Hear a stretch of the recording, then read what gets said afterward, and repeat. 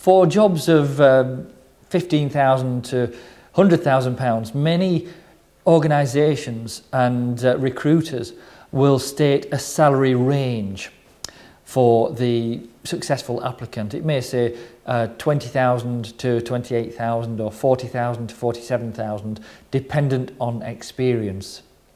Now, this little dependent on experience is very subjective, not very objective at all. It basically means that the recruiter or the recruiting panel will decide what you're worth in their own minds.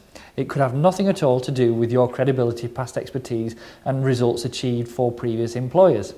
So wouldn't it be unfair if, for example, you were a sales manager or a sales representative that had improved profitable sales by £400,000 in the last 12 months, but they couldn't see themselves giving you an extra £3,000 or £4,000 a year salary?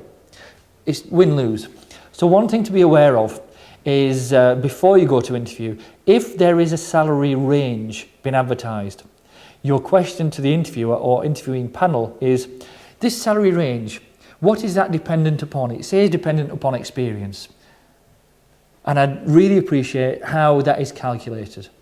Really what you're asking, without asking, really, is what do I need to demonstrate? What competency, what track record, what qualities and attributes do I need to demonstrate to get that top side of the salary range?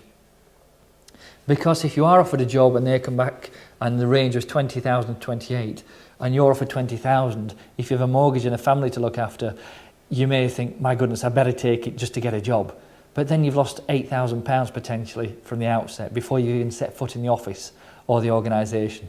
So at interview, your question is, the salary range, how has that been established, and what is required to be at the top end of that salary range? What qualities, what attributes, what qualifications, and what track record are you looking for?